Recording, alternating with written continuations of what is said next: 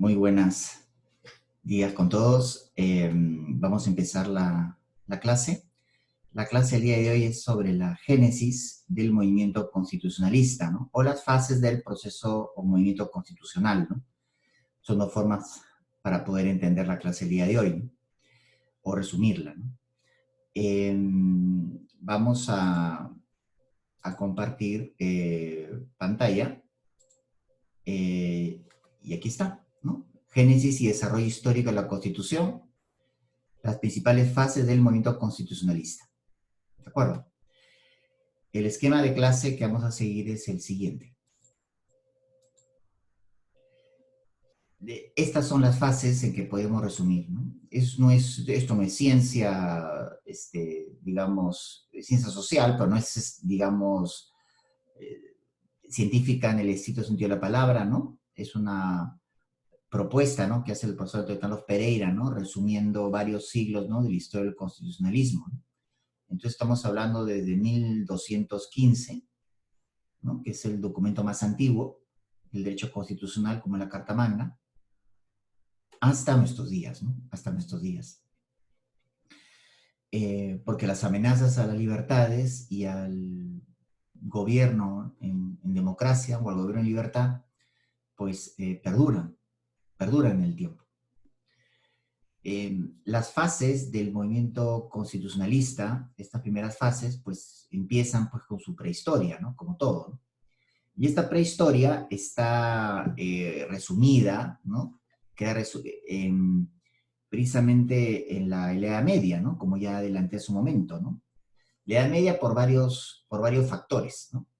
Por varios elementos, por varios factores. El primero de ellos porque es la Edad Media donde nacieron los parlamentos. Los parlamentos nacieron en la Edad Media, en Europa continental había parlamentos, también no era una sola cosa de Inglaterra. Inglaterra sobrevivieron, ¿no?, durante las épocas del Estado moderno, ¿no? Pero en la Edad Media existían los parlamentos, ¿no? Dietas en Alemania, cortes generales en España, ¿no? Asamblea Nacional, ¿no?, en Francia. También es la etapa de las cartas magnas, ¿no? La más famosa es la Carta Magna de 1215, la de Juan Sin Tierra. Y también la idea, como dice el profesor Pereira, ¿no?, de la creencia, ¿no?, cuestionamiento, ¿no?, una idea general, ¿no?, de un universo regido por el derecho. La idea de un gobierno limitado, ¿no?, también podríamos encontrar, ¿no?, cuando ya se le empiezan a imponer los primeros límites, ¿no?, al monarca, ¿no?, frente a los nobles primero, ¿no?, pasado tiempo después, ¿no?, a todo ciudadano. La idea de un gobierno por pacto, ¿no?, la idea del pacto, ¿no?, también esto tiene mucho que ver, ¿no? La representación también, el principio de representación también, ¿no?, también se empezó a construir, ¿no?, un poco elevado del derecho romano al derecho privado romano al derecho público. Por ejemplo, los principios, no hay impuestos sin consentimiento, ¿no? Todo viene de ahí, que fue incluso lema de siglos más adelante de la Revolución Americana, ¿no?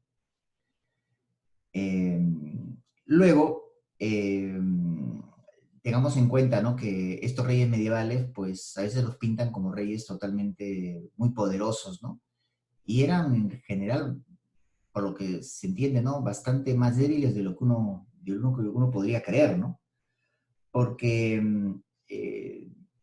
digamos, la Carta Magna de 1215 fue prácticamente firmada a una emboscada que le hicieron nobles al rey, ¿no?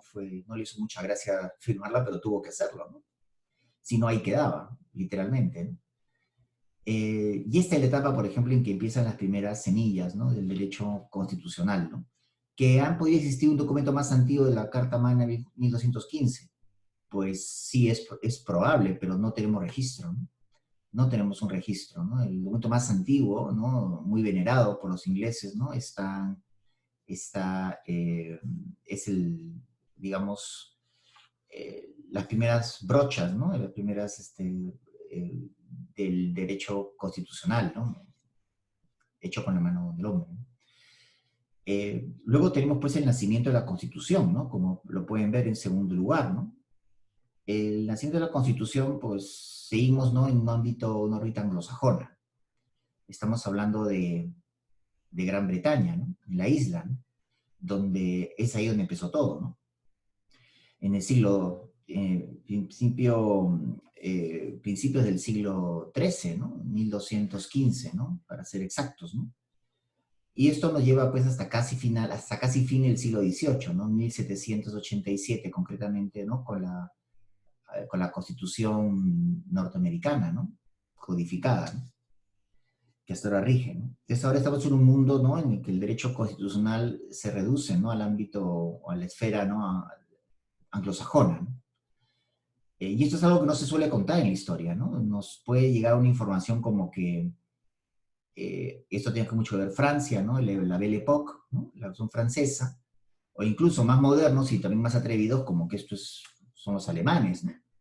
Y aunque ambos han tenido grandes contribuciones, ¿no? Especialmente el último en esta época, ¿no?, de los alemanes, ¿no?, en materia constitucional, todos se han posado, ¿no?, en los hombros de los ingleses, ¿no?, en esta materia, ¿no? Incluso los propios norteamericanos, ¿no?, porque fueron herederos directos, ¿no? El que lo hereda no lo hurta, ¿no?, dice el dicho, y es muy cierto, ¿no? Estados Unidos no pasó por una etapa de edad media, pero la llevó pues en el ADN, ¿no?, cuando llegaron a América, ¿no? O sea, no se puede decir que empezaron intelectualmente completamente de cero, ¿no? Físicamente sí, porque había todo el mundo por hacer, pero digamos sí tenían, digamos, en su acervo, ¿no?, tenían una experiencia, ¿no? Si no vivía por ellos, vivía por sus antepasados, ¿no? El nacimiento de la Constitución, esta segunda etapa, pues repito, es una etapa anglosajona, ¿no? Estamos en un momento anglosajón. Y aquí pues, también no se habitúa, pero es importante, como señaló el profesor Pereira, mencionar que en países como por ejemplo Estados Unidos, ya que hemos hablado de él, ¿no?, federalistas, los estados federados en Estados Unidos, todos ellos, esos 50 estados, tienen su propia constitución. Eh, y seguimos en un anglosajón, ¿no? Tenemos la Constitución de Virginia, de Pensilvania, de Maryland, de Carolina del Norte, ¿no? Mencionan, ¿no? También se menciona Massachusetts. Estas son las constituciones, entre algunas de ellas, ¿no?, que se pueden eh, citar, ¿no? Cada estado federal cuenta con su constitución, pero todos reconocen una constitución en común, que es la Constitución Federal de 1787, ¿no? Aquí, repito, nos encontramos una órbita, una esfera meramente anglosajona, Reino Unido, Estados Unidos, ¿no? Es un poco Estados Unidos como los herederos, ¿no?, de esta tradición, y a partir de la cual han creado la suya. Y los ingleses, ¿no?, a partir de una tradición del common law, ¿no?, del derecho común, ¿no? Esos jueces itinerantes, ¿no?, del rey que durante la Edad Media pues iban, ¿no?, de territorio en territorio administrando justicia en nombre del rey, ¿no? Y tomando nota, ¿no?, de las soluciones, ¿no?, que daban y convirtiéndolas muchas veces en precedentes y un antecedentes, ¿no?, para resolver otros casos, ¿no?, aplicando pues esta regla, ¿no?, de igual razón, igual derecho, ¿no? Lo cual le da toda uniformidad, ¿no?, a todo el territorio, ¿no?, en materia de administración y justicia, ¿no? O sea, de acuerdo, esto fue una construcción que se dio a partir del asentamiento, ¿no?, progresivo del common law, ¿no?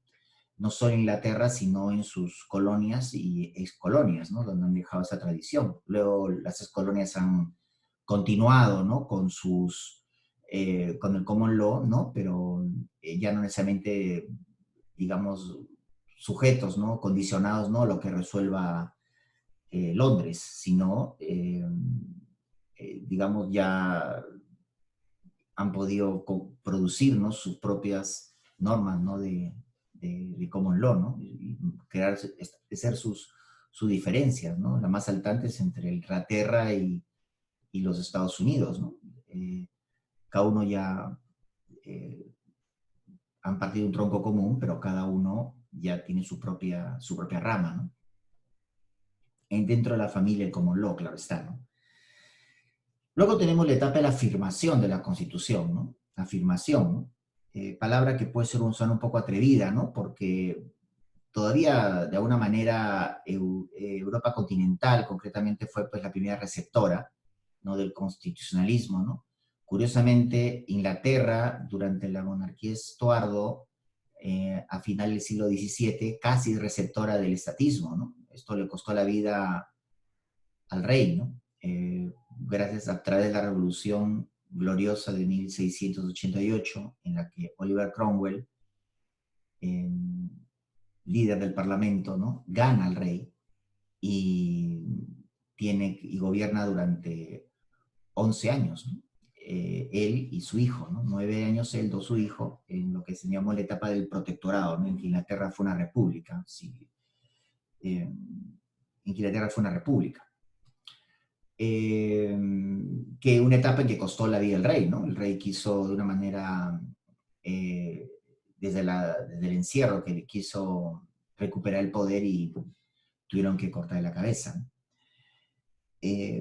Esta afirmación de la Constitución, pues, hace alusión a Francia, ¿no? La Revolución Francesa, ¿no? 1789, ¿no? 2 años después de la Constitución norteamericana. Y se produce la primera gran difusión, ¿no? Porque precisamente Francia, ¿no? Que comete, pues, en su momento, ¿no? La osadía, ¿no? La herejía política, por decirlo así, ¿no? De convertirse en una república, en un territorio lleno de monarquías, pues esa revolución, ¿no? Dio lugar, ¿no? Todo un movimiento en el continente y se produjo la primera difusión.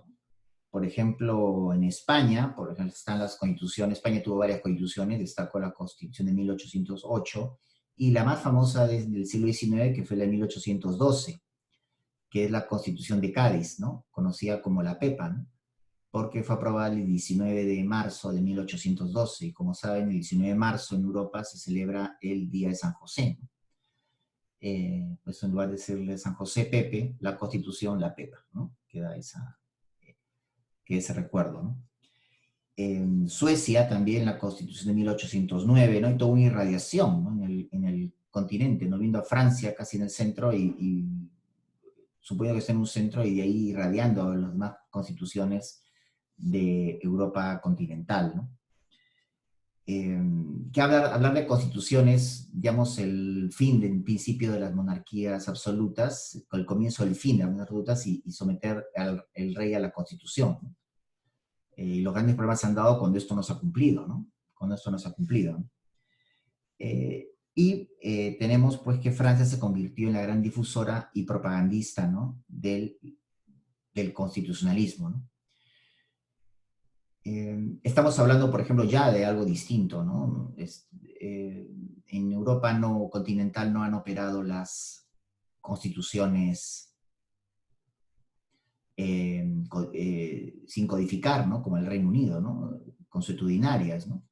En un principio, ¿no? Porque en Europa continental llegaron tres, no a la vez, pero llegaron muy cerca una de la otra, ¿no? Tendencias, como por ejemplo el estatismo, ¿no? Ya lo tenían, la Edad Moderna, el Estado absoluto. Luego el positivismo, ¿no? Que ya pues vino más bien con fuerza con Napoleón, ¿no? En la primera difusión, ¿no? Y el positivismo, ¿no? El positivismo, ¿no? Ligado muy ligado a la codificación, ¿no? Entonces, todo esto estuvo muy presente en Europa continental, a diferencia del Reino Unido, y dio lugar a un producto que quizá muy fuerte, sí, distinto, ¿no? Pero con ciertas características propias, ¿no? Estas constituciones codificadas, ¿no? No tan sistemáticas como lo son las de hoy en día, pero sí constituciones que eh, codificadas, por tanto, escritas, positivistas, ¿no? No con desarrollo jurisprudencial, ¿no? Eran como documentos, digamos, que se convertían en símbolos, carta de presentación del Estado, una constitución hecha en torno a la idea del Estado, ¿no? Eso también ocurrió también más adelante en Alemania, porque el concepto de Estado se convierte en un punto de referencia para casi todo, ¿no?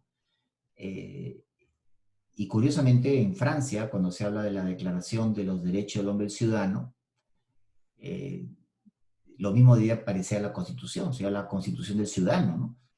Pero, digamos, la idea, ¿no? del Estado, ¿no? La idea del principio de soberanía, todo esto fue de alguna manera edulcorándose con el tiempo y permanecieron, aunque no significa lo mismo que significaban en la edad moderna, ¿no? De acuerdo, aquí hubo un cambio, el derecho constitucional lo produjo, pero que en Europa continental se ha ido dando poco a poco, ¿no? Incluso en la época más romántica, como lo comentaremos de la Unión Europea, ¿no? De la de los tratados, los acuerdos, el ya no hay fronteras, el buscar la ciudadanía europea, esa época tan romántica, ¿no? Que podríamos decir que data desde ya 1992, ¿no? Yo diría que ya con fuerza, ¿no? A partir de Maastricht. Eh, y bueno, ¿qué puedo decir? Hablo del Tratado de Lisboa al final, pues digamos, aún así hubo resistencias para pensar en que la idea del Estado había quedado superada, ¿no? Y que había que hablar más bien ahora de comunidades políticas, más que de Estados, o que había que proscribir la idea de soberanía, ¿no? En todo caso, no confundirla con legitimidad o legitimación, ¿no? Que es lo que ocurre, ¿no? Entonces, esta es una etapa, en la tercera etapa, afirmación de la Constitución, pues Francia, no vamos a discutir titularidades ni tema de quién se lo merece más, pero Francia pues, fue la primera gran difusora, ¿no? Recuerden que los autores, ¿no? Gestores, podemos decir, ¿no? De la independencia, emancipación en América, fueron bastante afrancesados, ¿no? Bolívar, entiendo que estuvo presente, ¿no? En la coronación en la autocoronación, ¿no? De Napoleón como emperador. Entonces, digamos, esto fue de una manera también, este espíritu, ¿no? Esta influencia francesa fue llevada, ¿no? A Europa, a América, ¿no? Y es ahí donde se produce la segunda gran difusión, ¿no? Precisamente en los países de, Europa, de la América Española, ¿no? Eh, las colonias británicas, ¿no? Las colonias británicas, ¿no? Esta fase corresponde, por ejemplo, a el progreso que han tenido las ideas liberales, porque el derecho constitucional es producto de la ideología liberal, del liberalismo, ¿no? De la creencia, ¿no? Como verdad irrefutable, ¿no? De la libertad del ser humano, ¿no? De su condición natural, ¿no? Y también las ideas representativas, ¿no? Del gobierno representativo, ¿no? Eh, la descolonización, ¿no? De los territorios, ¿no? Que fueron pues, virreinato español dieron lugar a esta difusión, ¿no? Estos nuevos estados buscaban independizarse a través de una constitución y formar una república, ¿no? Lo que quedaba claro en esta etapa es que tenía que ser una república, ¿no? La monarquía no estaba en estos países, por lo general, salvo Brasil, un tiempo, ¿no? No estaba en la agenda, ¿no? Por eso en un principio no miraron el modelo parlamentarista porque lo asociaban mucho a la monarquía y si bien optaron por la república, optaron por un modelo de constitución muy similar a las primeras constituciones francesas. Esa es la gran influencia, ¿no? La primera gran difusión. La segunda gran difusión se dio porque eh, crearon una constitución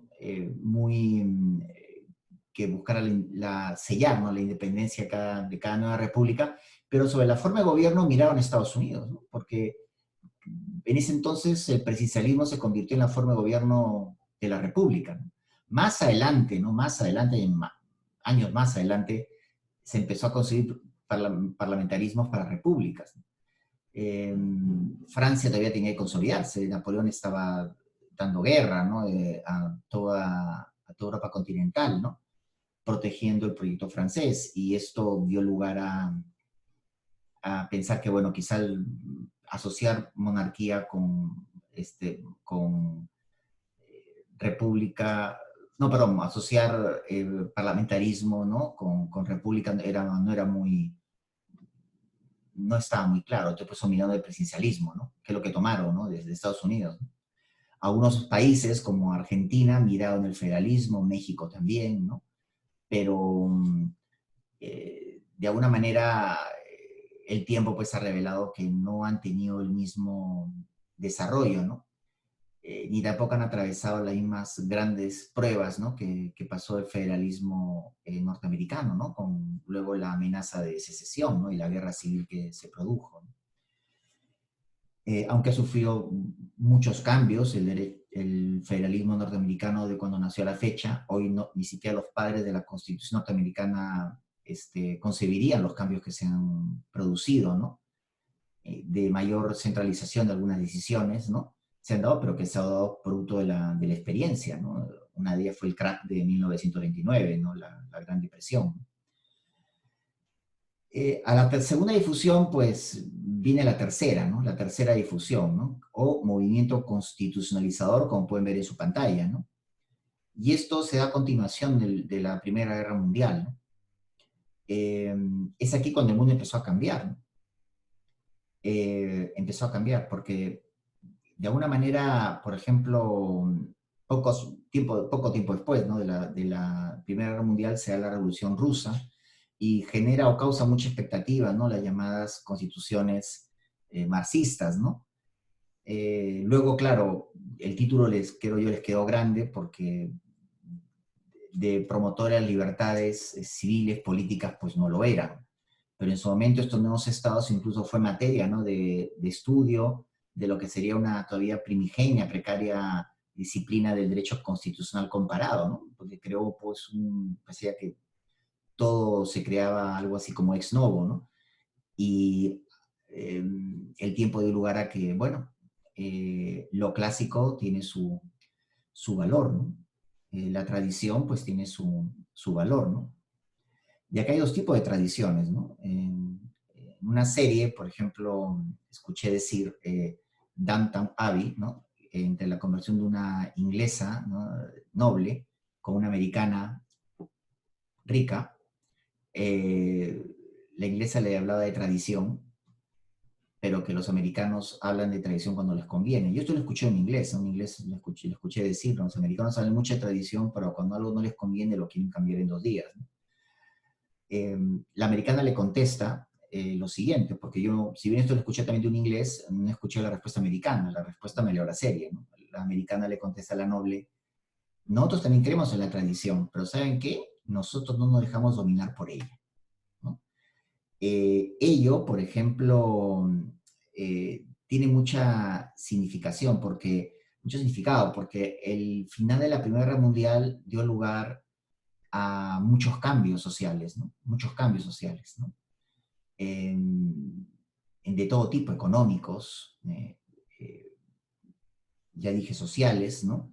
Marcó pues un hito en la historia. Hasta ahora pues hablar de la Primera Guerra Mundial es un tema de discusión, ¿no?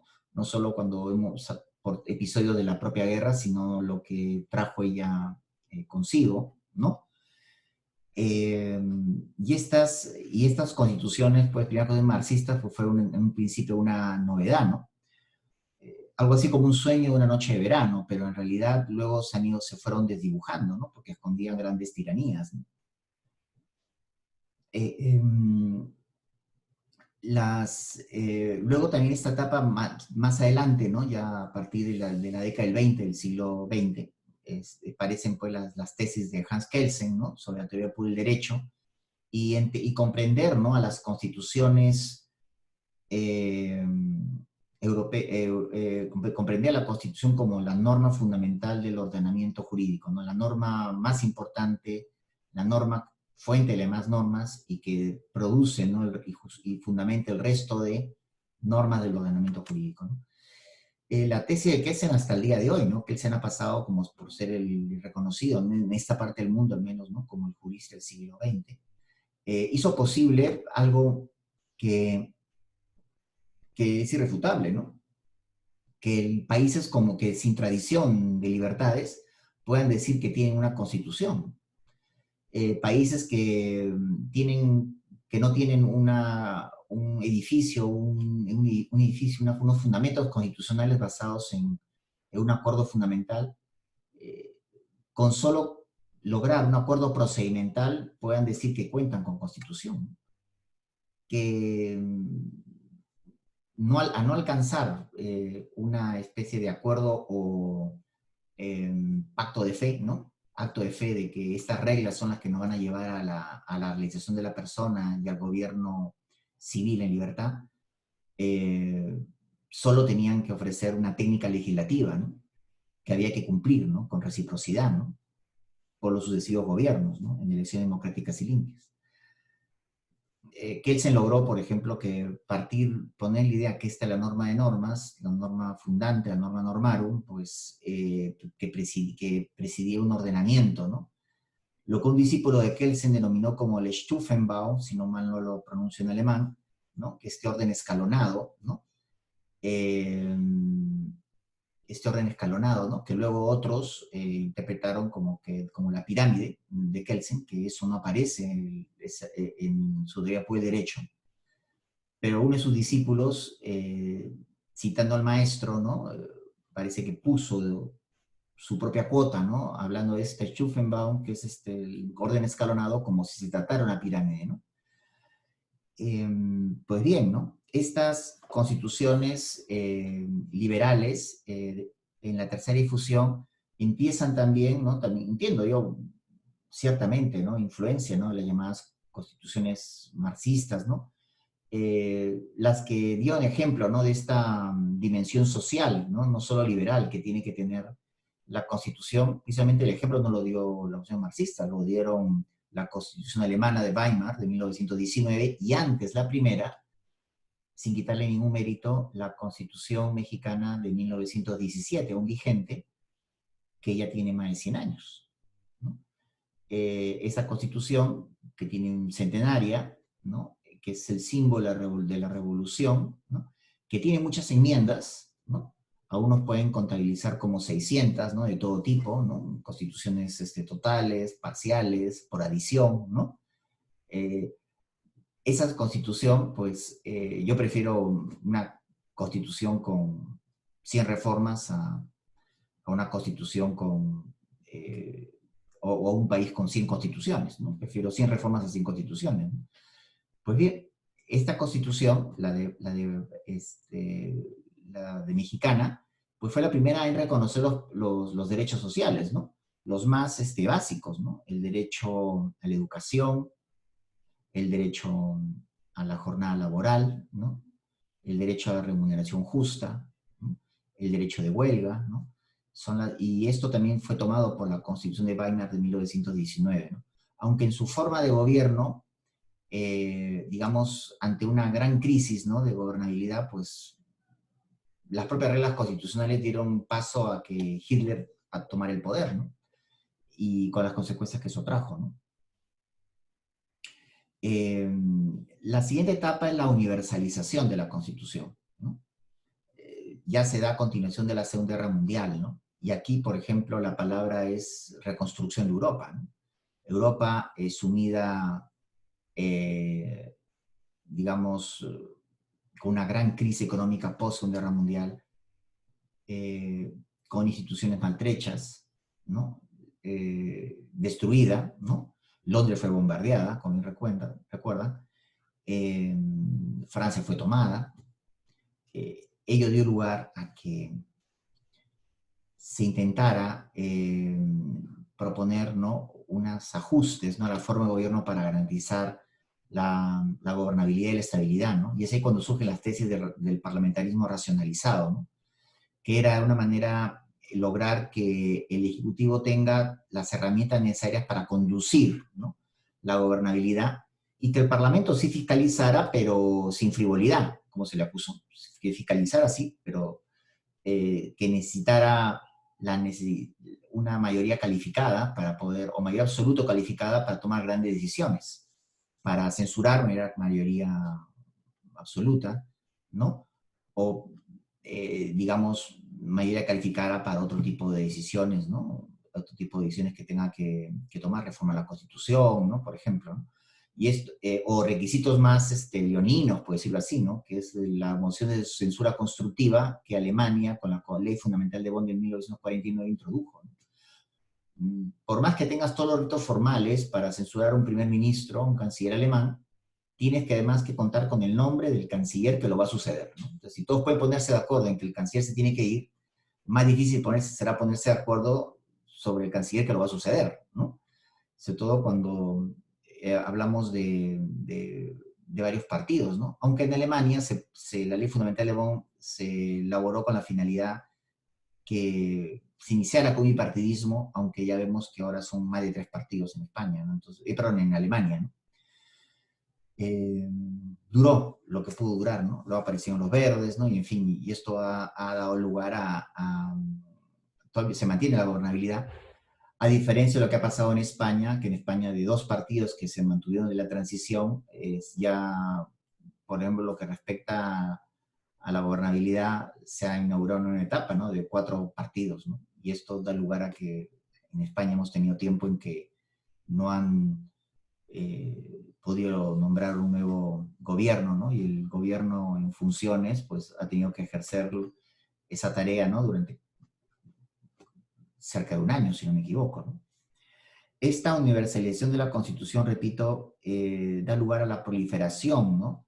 de constituciones como, algunas ya los mencioné, como de Italia de 1947, vigente actualmente, Alemania, la Ley Fundamental de Bonn de 1949, Portugal 1976, España 1978, Francia, un poco antes, 1958, ¿no?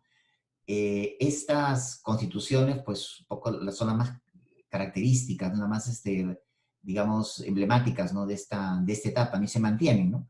Pero se mantienen también en cierta medida, bueno, lograron su objetivo, ¿no? De lograr cierta, afianzar la gobernabilidad, pero también creo que la historia de la Unión Europea hizo posible que se tenían de consolidar, ¿no?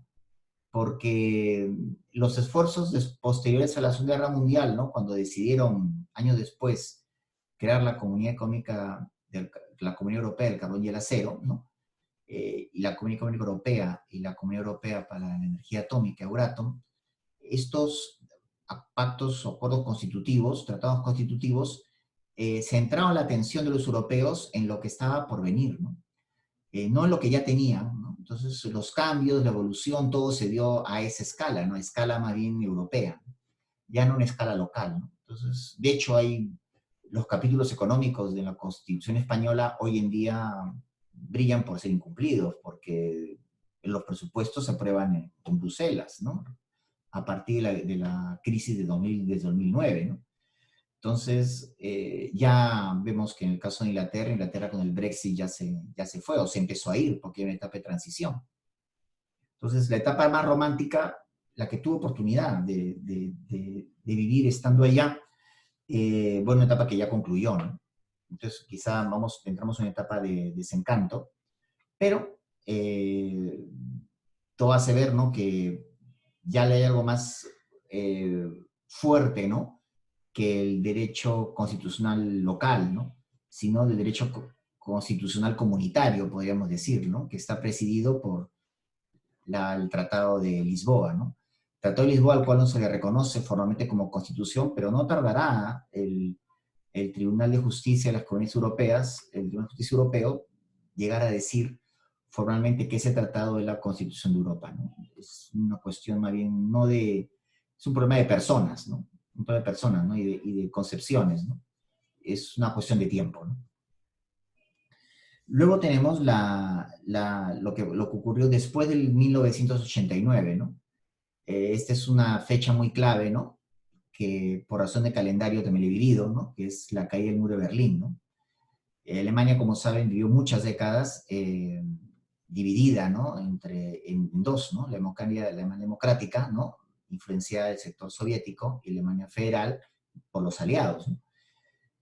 Es indiscutible que el progreso, ¿no? De la Alemania federal, ¿no? Donde se aplicaba la ley fundamental de Bonn solamente, y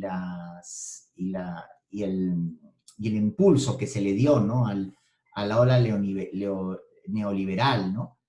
Y el propio colapso, ¿no? De las estructuras, ¿no? De políticas, ¿no? Y económicas soviéticas, dieron lugar, pues, entre otros muchos factores, claro está, a la caída del muro de Berlín, y la próxima reunificación alemana, ¿no?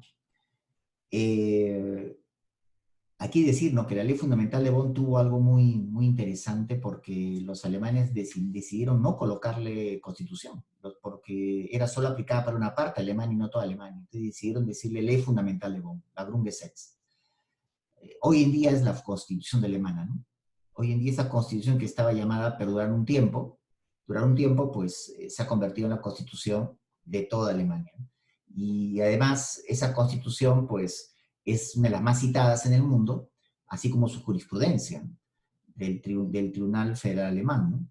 Entonces, y es la constitución que de una manera cambió la imagen de Alemania, la que tuvo, ¿no?, después de la Segunda Guerra Mundial, ¿no? Eh, Haciendo todo lo contrario a lo que, digamos, se vivió durante la guerra, ¿no? Favoreció las libertades, de la igualdad, ¿no? Es decir, protector de derechos fundamentales, ¿no? Esto, por ejemplo, se dio. Y bueno, perduró y ahora es para todo, el ley fundamental de la ONU es para toda Alemania, ¿no? Bien se le puede llamar ya constitución, ¿no? Después de 1989, pues se producen pues la fin de las dictaduras, ¿no? Como he mencionado, de los totalitarismos en Europa Oriental, ¿no? Produce una etapa también de modernización constitucional, ¿no? Si hemos dicho que empieza en la Edad Media, y hay una prehistoria, ¿no? De pactos, sentencias, podemos decir, venerables, ¿no? Tanto en Europa, tanto en Inglaterra como en Estados Unidos, de costumbres, de tradiciones, ¿no? Con el tiempo, convenciones, usos, ¿no? Se inició una etapa de modernización, pero aplicada a Europa continental, ¿eh? Básicamente. Aplicada a Europa continental y las constituciones iberoamericanas, básicamente, ¿no? Se empezaron a tecnificar, ¿no? Argentina hizo una modificación muy fuerte a la Constitución de 1853/60, la Constitución Argentina, que fue en 1994, a iniciativa del peronismo, ¿no?, de Carlos Saúl Menem, y en Brasil también, ¿no? En Colombia también, y en el Perú, ¿no? Fueron países en que hicieron muchas reformas. Aquí también hay que mencionar la cuestión chilena, ¿no? Hoy en debate, ¿no? Con un referéndum próximo, pero que es una opción del 80 y que, bueno, también es parte, ¿no?, de esta etapa, ¿no?, modernizante, ¿no? Por ejemplo, con interesantes modelos de control de constitucionalidad. La Constitución Peruana del 79, por ejemplo, introduce el Tribunal de Garantías, hoy Tribunal Constitucional, ¿no? Eh, Argentina, que era un modelo más pegado al presidencialismo, introduce la censura, ¿no?, institucionaliza la figura del jefe de gabinete, ¿no? Eh, Colombia también reconoce la moción de censura, al margen de su aplicación o no, pues empezaron, y luego también instrumentos de democracia directa, ¿no? En el caso del Perú, por ejemplo, el referéndum, ¿no? Eh, y otros mecanismos, ¿no? La revocatoria, ¿no? Que son mecanismos de democracia directa, ¿no? Instalados bajo una democracia representativa, ¿no? Y que luego, claro, corren el riesgo, como ha pasado algo en el país, ¿no?, de querer intentar convertirnos en una democracia plebiscitaria, ¿no?, que se nos tiene que consultar a cada rato muchas cosas, ¿no?, cuando esto tiene que quedar como reserva para las grandes decisiones que no puede solo tomar un gobernante elegido por mayoría, sino en primera o segunda vuelta, sino por mayoría absoluta en primera vuelta o por mayoría simple en segunda.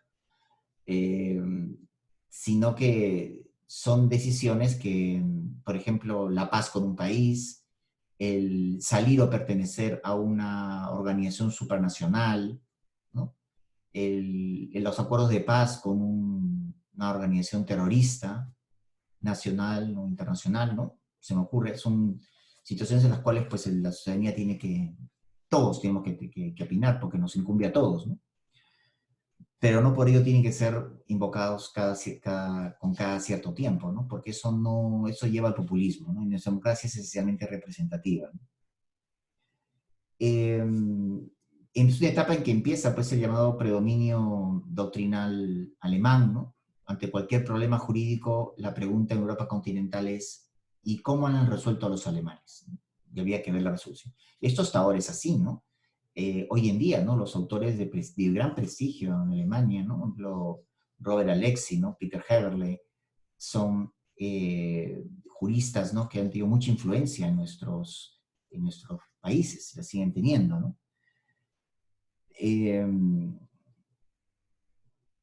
Luego, por ejemplo, esta etapa también, después de 1989, pues también no carece, como dice el profesor Pereira, de sombras, ¿no? Eh, los países han tenido dificultades para conservar la gobernabilidad a través del Parlamento, ¿no? Se produce el multipartidismo. Esto, repito, lo ha vivido Alemania, con más agudeza lo vive España, ¿no? Grecia también ha pasado por situaciones muy complicadas, ¿no?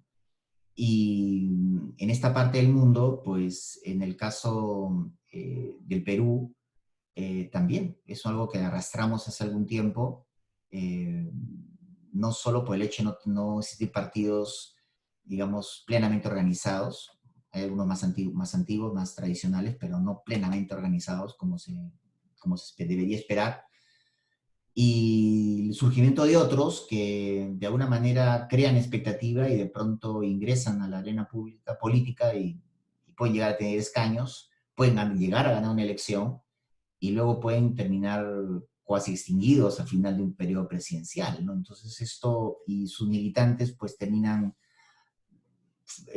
yéndose a otros movimientos, ¿no?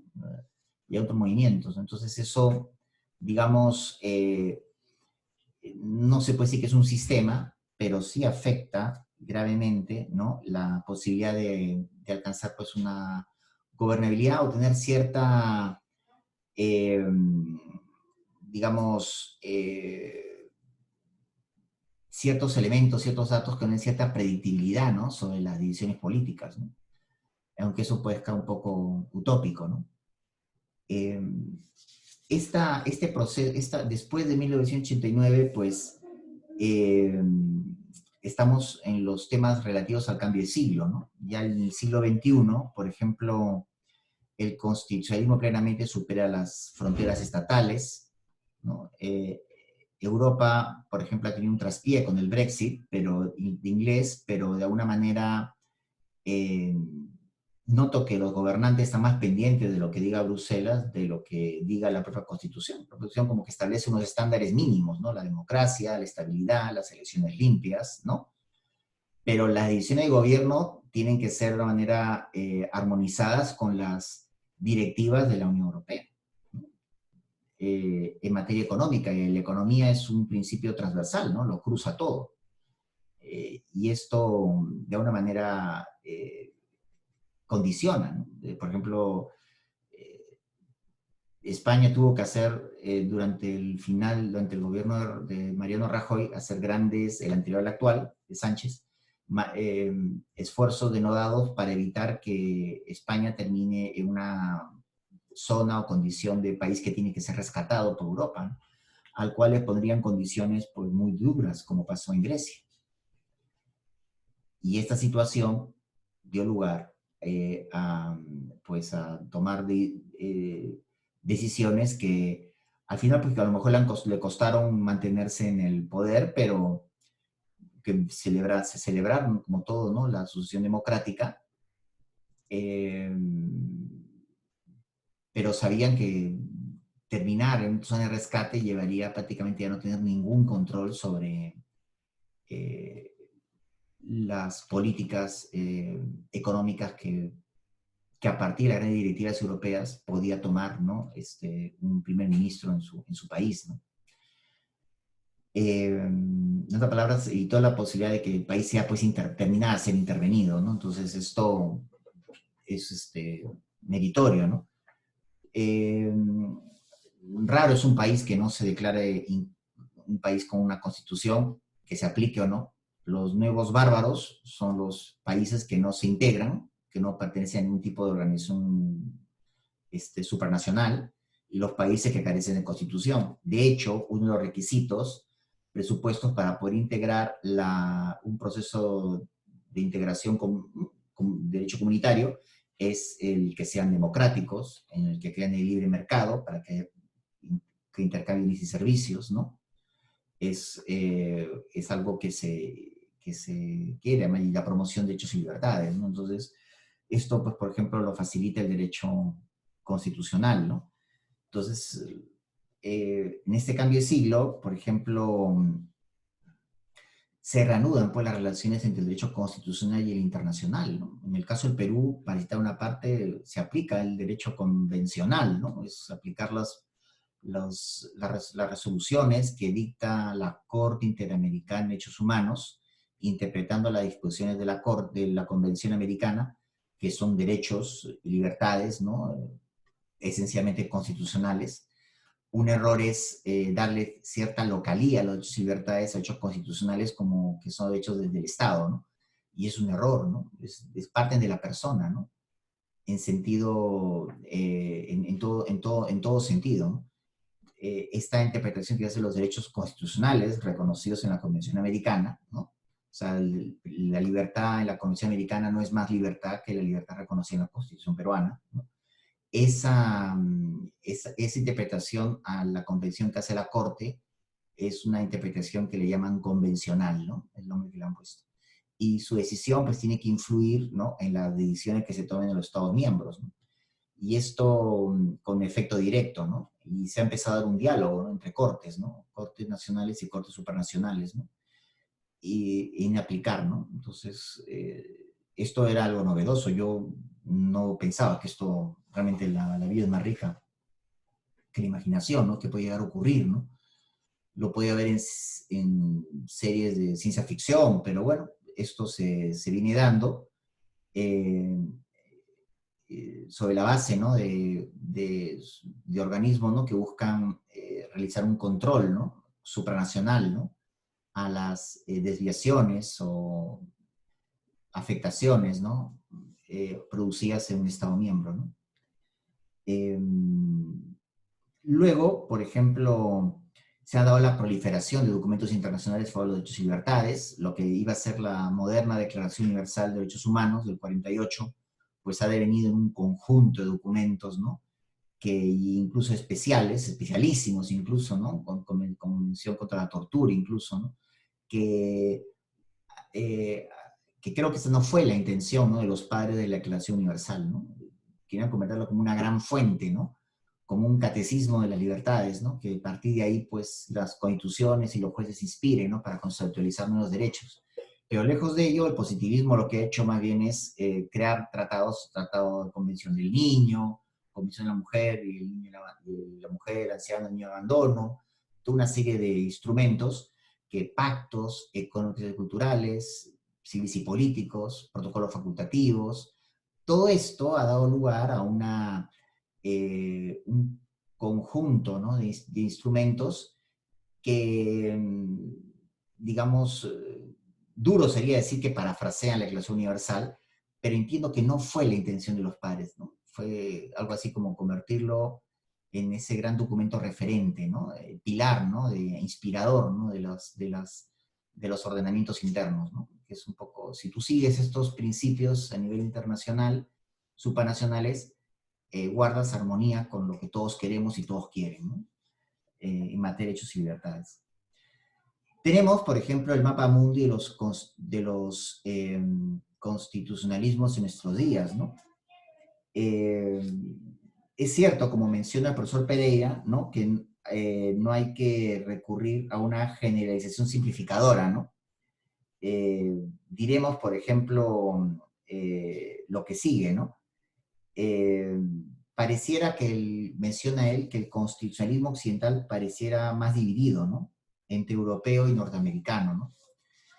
Se refiere el europeo continental, ¿no? Los americanos han sido personas que, que han logrado un desarrollo de su hecho constitucional partiendo de un documento, ¿no?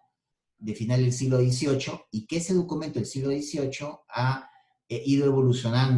ha ido evolucionando e ido creciendo, ¿no? A partir de la jurisprudencia, ¿no? Ahí la gran frase de los jueces, que la Constitución es lo que los jueces dicen que es, ¿no? Esta frase, ¿no? Que es muy judicialista, ha marcado un hito, ¿no?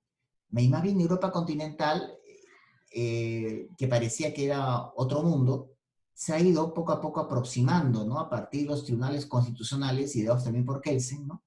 En todo un esfuerzo por interpretar la Constitución, ya no se convierte en un documento escaparate, sino que se convierte en, digamos, un documento vinculante, ¿no? Que se aplica, que es una norma suprema, ¿no? Que se aplica, ¿no? Y que tiene que ser observada, ¿no? Por autoridades, funcionarios y toda persona, ¿no?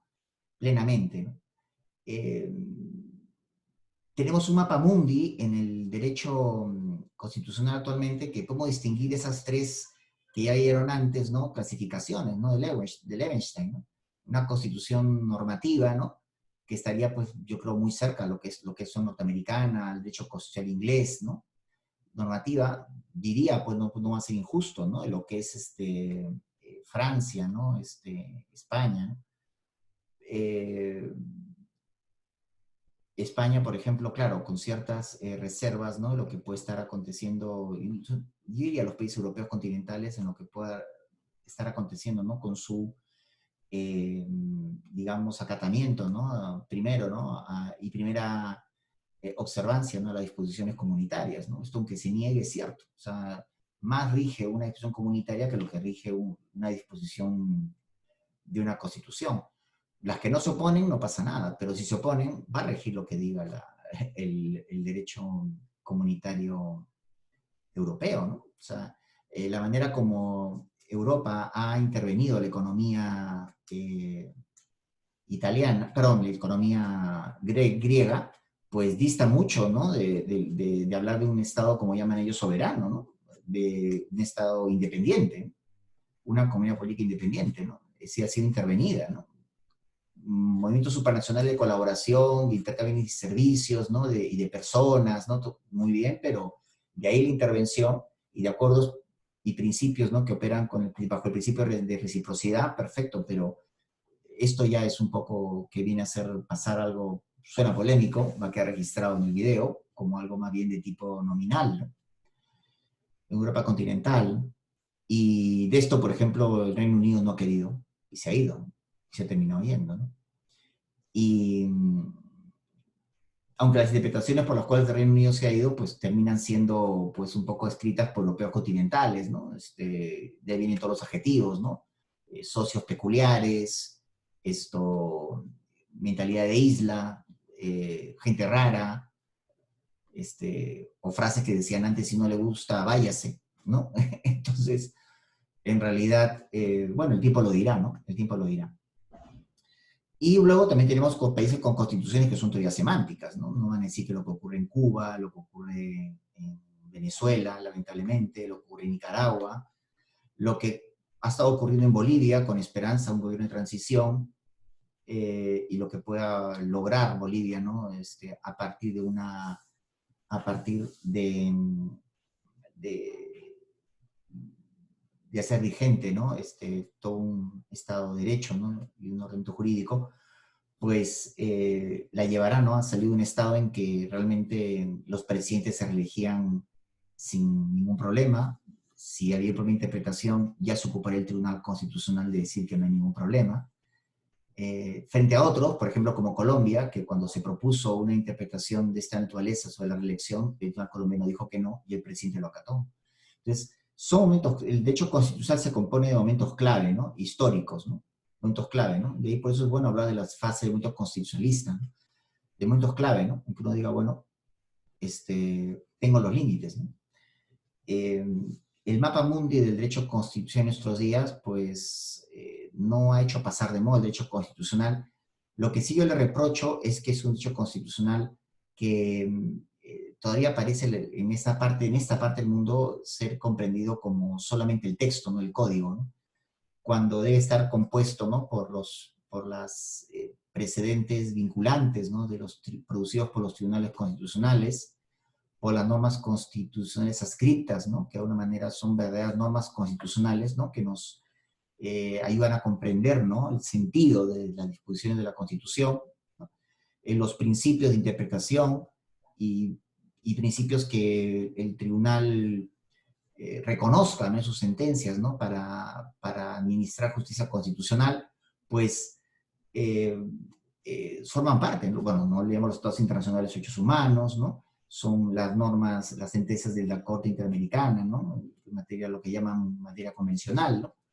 Eh, Todo esto da lugar a un enriquecimiento de ese texto que empieza y da lugar a lo que quizás habría que decir el triunfo de la Constitución eh, no codificada frente a la codificada, ¿no?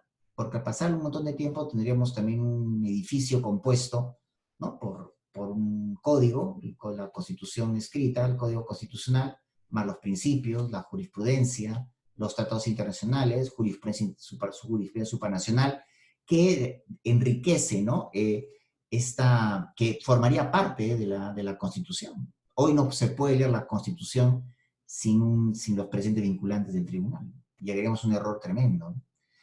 Ni las normas constitucionales escritas que se derivan de estos.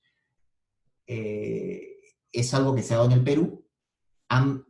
Los tribunales constitucionales en este mapa mundi han dado lugar a un desarrollo del derecho constitucional nunca antes visto, ¿no? Es decir, lo que teníamos antes era historia de los textos constitucionales, por ejemplo, peruanos, ¿no? O historia de los textos constitucionales chilenos, o historia de los textos constitucionales brasileños, colombianos, ecuatorianos, ¿no? Eh, pero hoy en día hay derecho constitucional peruano, ¿no? Derecho constitucional chileno, ¿no? Es lo que hay ahora, ¿no? Eh, nos gusta o no nos gustan algunas de sus decisiones, pero es algo nunca antes visto, ¿no? Se ha dado una aproximación, ¿no? De lo que es, quizá ha mirado el modelo europeo continental al mundo anglosajón, ¿no? Con estas resoluciones, con este valor que se le da a la jurisprudencia constitucional. Y el mundo anglosajón, de alguna manera, en Inglaterra, pues, también, ¿no? Ha hecho también una mirada, ¿no? Porque el Parlamento legisla más que antes, el Parlamento de Westminster en Londres legisla más que antes, no más que el Parlamento peruano, obviamente, pero legisla más que antes. Los jueces no pueden de alguna manera desviarse tanto de las disposiciones legales que dicta el Congreso, ¿no? Están más sujetos que antes, no exentos, por ejemplo, de acciones, ¿no? Que se han convertido como ya hechos históricos. El más reciente es cuando el Tribunal Supremo inglés declara, ¿no? Que la decisión de Boris Johnson, ¿no? De suspender la sesión del Parlamento es inconstitucional para cerrar el tema del Brexit, ¿no? Y no pudo, ¿no? Pese a que tenía la autorización de la reina, ¿no? Entonces, son hechos que ahora son hitos históricos, ¿no? Que a pesar de estas miradas, ¿no? Las raíces están fuertes, ¿no? En el mundo anglosajón, ¿no? Están fuertes. Y en el mundo europeo continental, pues no cabe duda que la jurisprudencia de los tribunales constitucionales le han dado vida a un documento que antes era una carta de presentación, ¿no?